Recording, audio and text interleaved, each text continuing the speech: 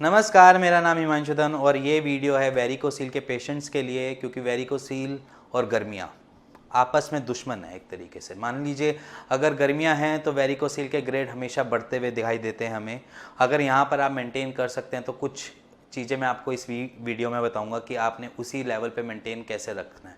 सबसे पहली चीज़ कि गर्मियाँ क्यों बन जाती हैं दुश्मन वेरिकोसील के लिए, तो सबसे पहले उसको जानते हैं।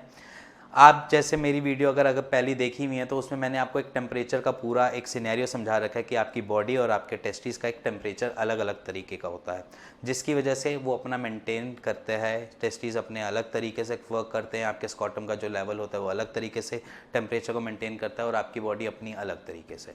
तो बॉडी की बात करते हैं, बॉडी का टेम्परेचर कितना होता है 37.5 डिग्री और आपके स्कॉटम का टेम्परेचर होता है 35 डिग्री।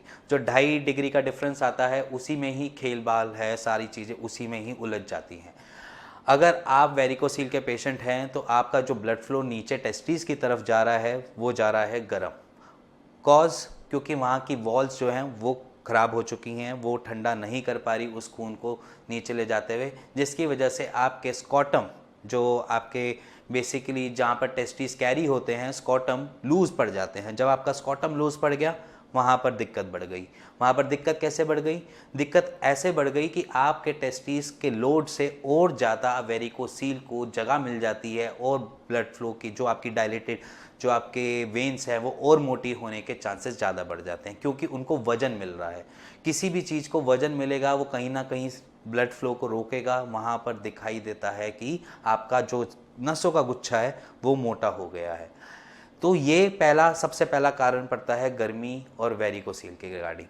अब इसमें आप कर क्या सकते हैं? सबसे पहली चीज़ मैं आपको बताता हूँ कि अगर आपने आज तक सपोर्टर नहीं कैरी कर रखा या नहीं कैरी करते हो क्योंकि इरिटेशन होती है या गर्मियों की वजह से परेशानी होती है, तो यहाँ पर आप एक काम कर सकते हैं। वो क्या काम कर सकते हैं कि आप अपने अंडरवियर जो आप अंडरवियर यूज़ करते हैं, अंडरवियर को एक साइज़ छोटा, और कोशिश करिए कि वो फ्रेंची हो, आई मीन टू से वो वी शेप अंडरवियर हो, जिसकी वजह से आपके जो टेस्टीज हैं उनको नीचे से सपोर्ट मिल पाए।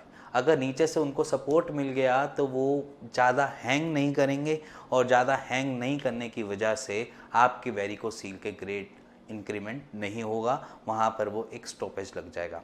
और इसके साथ साथ आपने कुछ डाइट में भी चेंजेस करने हैं, क्योंकि गर्मियाँ हैं और हम बहुत सारी दही वगैरह बहुत सारी चीज़ें ऐसी खा लेते हैं जिसकी वजह से हमारा मेटाबॉलिज्म या हमारा जो डाइजेशन या मैकेनिज़्म है वो स्लो हो जाता है। और मोस्टली हम वेरिकोसील के पेशेंट्स में देखते हैं कि उनको कॉन्स्टिपेशन मिलती है, या उनकी हैवी एक्सरसाइज होती है, या उन्होंने रनिंग कर रखी होती है, या साइकिलिंग ज़्यादा करते हैं, या फिजिकल एक्टिविटी हैवी वेट की होती है, जिसकी वजह से वेरिकोसील डेवलप हुआ होता है। तो सबसे पहली चीज़ हम कॉन्स्टिपेशन की बात करते हैं। वहाँ पर अगर आप दही खा रहे हैं और आप कॉन्स्टिपेटेड हैं तो समझ लीजिए आपकी दही खाने की वजह से दिक्कत बढ़ सकती है। आपका मेटाबॉलिज्म स्लो पड़ेगा, आपका मैकेनिज़्म स्लो पड़ेगा, जिसकी वजह से आपको दिक्कत आएगी इन वेरिकोसील।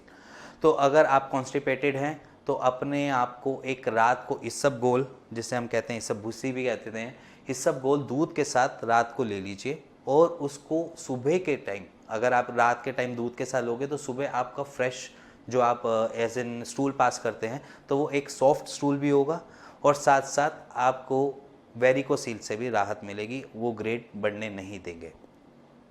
इसके बाद एक और बात करते हैं कि अगर आप आज की डेट में, क्योंकि गर्मियां हैं, बहुत से लोग खीरा खाना प्रेफर करते हैं क्योंकि उसकी तासीर ठंडी होती है। तो अगर आप खीरा खाते हैं और आप ककड़ी खाते हैं तो समझ लीजिए कि ये आपके ऊपर और दिक्कत बढ़ जाएगी, क्योंकि खीरा और ककड़ी जैसी चीज़ आपको वाई करती हैं। वाई इन द सेंस आपके अंदर गैस्ट्रिक प्रॉब्लम्स को एनहेंस कर देंगी कि आप गैस्ट्रिक प्रॉब्लम्स के आगे पीछे लगे रहोगे। आपको थोड़ी बहुत ब्लॉटेड स्टमक लगेगा, लीवर में यहाँ पर आप देखोगे तो अफारा सा लगेगा, और इसके साथ साथ आपको गैस्ट्रिक ट्रबल की वजह से आपको दिक्कत आएगी, आपके वहाँ की वेंस को प्रेशर मिलेगा, क्योंकि जब भी आपका स्टमक फूला हुआ मिलेगा या आपको अफारा दिल मिलेगा तो कहीं ना कहीं तो प्रेशर रेडिएट होगा, कहीं ना कहीं तो प्रेशर जाएगा, कहीं ना कहीं तो कुछ ना कुछ प्रेशर इंक्रीज करेगा, जिसकी वजह से वो प्रेशर जो है वो वेंस पे पड़ेगा, आपकी वहाँ की जो वेंस फूली हुई हैं उसको और ज़्यादा फुला देगा। तो यहाँ पर हमने क्या करना है, खीरा ककड़ी जैसी चीज़ों को अवॉइड करना है। आप यहाँ पर प्याज खा सकते हैं, और प्याज तो वैसे भी गर्मियों के लिए तो अच्छी चीज़ है, उसको आप खा सकते हैं। और प्याज जो है, अनियन जो है, वो वेरिकोसील में भी बहुत अच्छा काम करता है, तो यहाँ पर आप प्याज को इनटेक कर सकते हैं। अगर आप लस्सी पीते हैं, मीठी लस्सी पीते हैं, उसको अवॉइड करना है। दही खाते हैं, उसको अवॉइड करना है। ककड़ी, कच्ची चीज़ें जैसे खीरा, इन सब चीज़ों को अवॉइड करना है। और प्रेफरेंस देनी है कि कुछ ठंडी चीज़ें खाएं। ठंडी चीज़ें जैसे कि कुछ टाइम के लिए आप बनाना नहीं खाएंगे। अगर आप बनाना खाते हैं तो वो एनहेंस करता है कॉन्स्टिपेशन को, तो आप बनाना नहीं खाएंगे इस दौरान।